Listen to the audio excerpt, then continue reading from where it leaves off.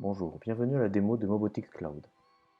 Ce tutoriel sur Mobotix Cloud est destiné à fournir un petit aperçu de ce que l'utilisateur et plus tard ce que l'installateur peuvent faire avec le cloud.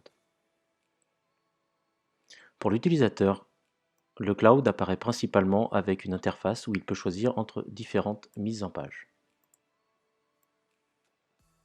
Avec une résolution de 6 mégapixels, l'image peut être zoomée à l'aide de réglages de préposition en demandant à la caméra d'effectuer un zoom dans la résolution native, permettant ainsi de montrer plusieurs détails de l'image de plus près.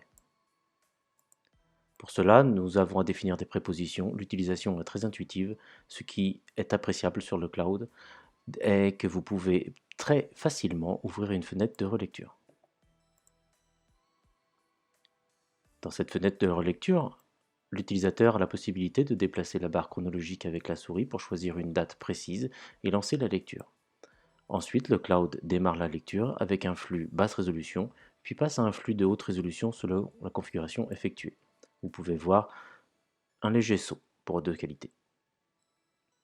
Ces lignes noires dans la barre chronologique sont des traces de l'action PTZ virtuelle de PanTilt. Vous pouvez les sélectionner pour une relecture ciblée.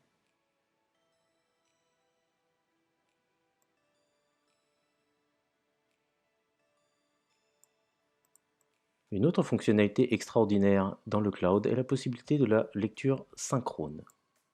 Pour ce faire, ouvrez une deuxième fenêtre et positionnez les deux éléments côte à côte et les barres chronologiques se déplacent désormais en même temps.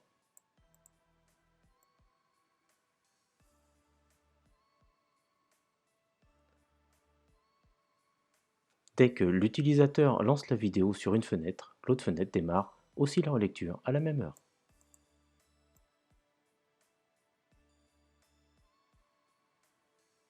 Pour désactiver ce mode, cliquez sur le bouton rond et cette fois, la recherche est indépendante. Les fonctionnalités de recherche ne sont désormais actives que dans l'image de droite. Dès que l'on réactive la fonction, les fenêtres sont à nouveau synchrones. Il est possible d'ouvrir de nombreuses fenêtres de relecture.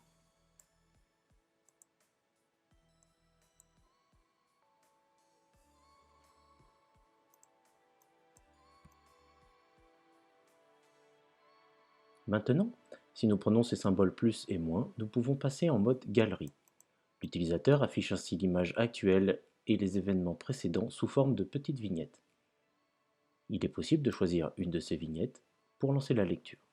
C'est une autre manière de trouver les éléments pertinents.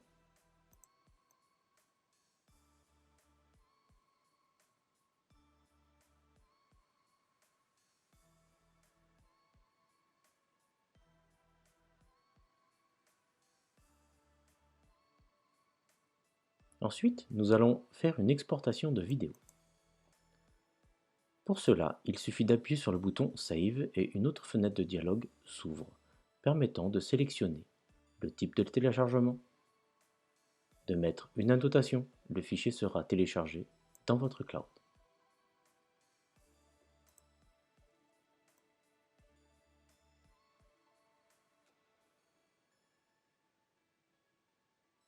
Nous allons refaire la procédure plus en détail avec un agrandissement de la fenêtre pour avoir un meilleur contrôle des barres temporelles rouges.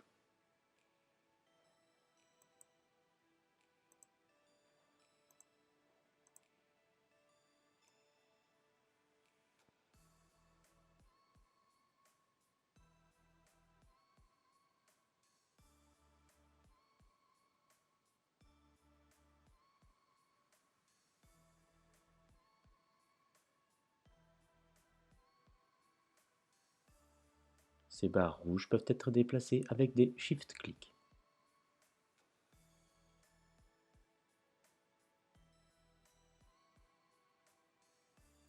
Allons maintenant aux fenêtres Tag. C'est un moyen très facile pour trier un grand nombre de caméras.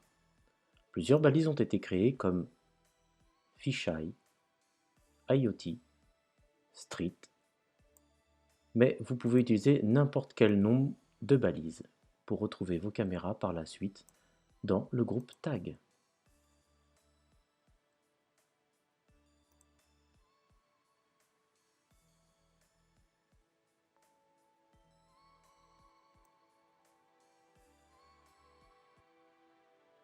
Un des points forts du cloud est l'administration des utilisateurs.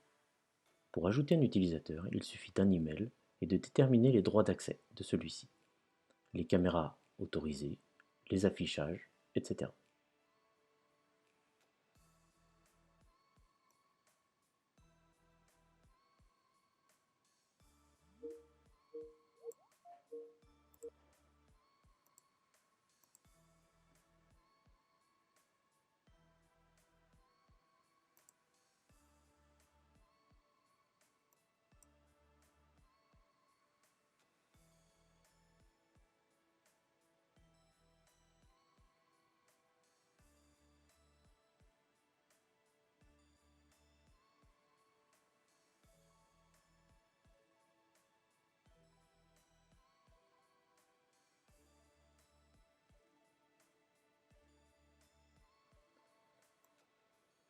Allons à la zone de téléchargement.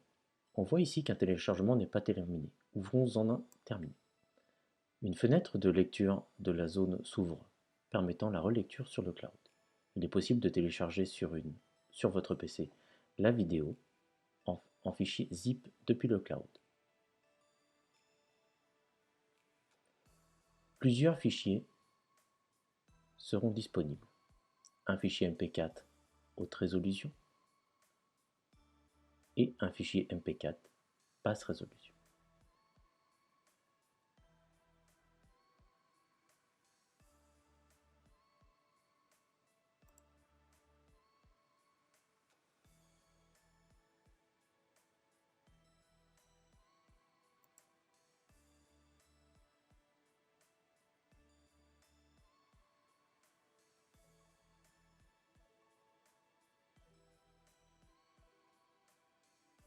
Voilà qui finit les paramètres utilisateurs. Passons désormais aux réglages installateurs. Ici, une vue qui vous montre l'ensemble de l'état des caméras, avec par exemple les réglages de résolution, de débit, de qualité.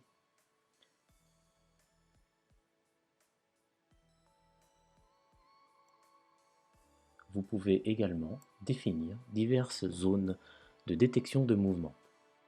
Vous pouvez créer des polygones, déterminer la sensibilité et établir des règles.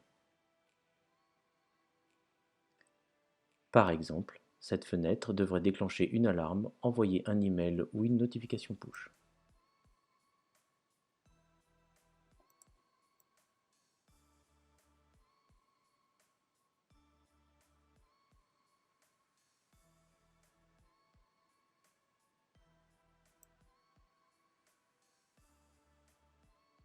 Nous allons maintenant étudier à nouveau le tableau de bord en vue administrateur. On peut voir la liste des caméras déjà ajoutées et celles que l'on peut ajouter. Ouvrons les paramètres d'une caméra fisheye. Voici une fenêtre appelée Dewarping qui permet de créer des points de vue. Par exemple, un réglage double panorama pour créer une double image panoramique virtuelle. Cette vue peut être modifiée, nous verrons cela plus tard. Nous avons maintenant défini une vue et nous pouvons la sauvegarder.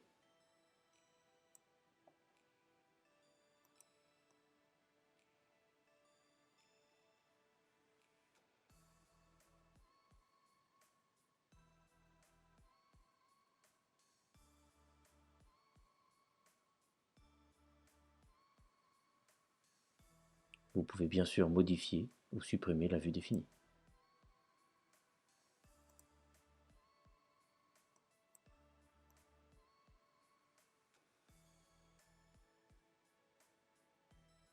Dans le domaine de l'analyse, nous avons jusqu'à 5 types d'analyse qui peuvent être configurés individuellement par caméra.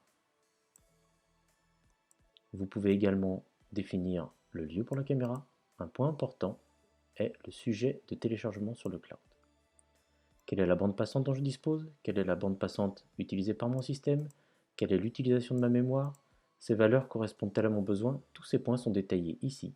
Vous pouvez faire une analyse précise et optimiser votre système.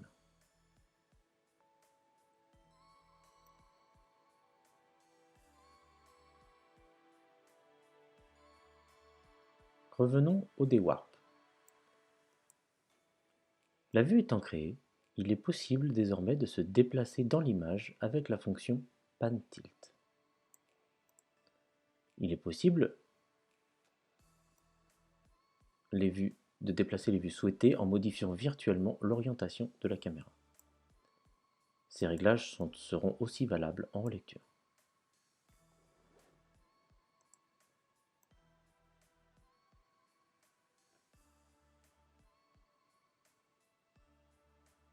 Revenons à la vue globale. Ici, nous pouvons voir les différents lieux avec les différentes caméras et les bridges. Avoir de nombreux sites ne pose pas de problème avec le cloud.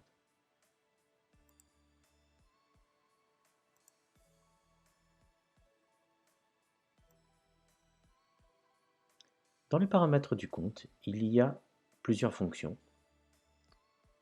comme la zone privée ou les responsables. C'est ici que l'on peut définir qui devrait avoir accès au système en cas d'urgence. Ici un exemple avec la police.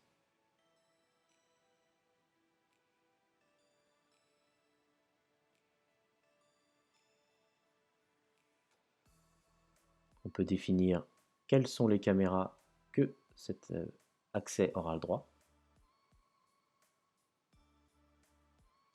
Une fois les enregistrements sauvés, un bouton rouge apparaîtra ici, une fois tout configuré.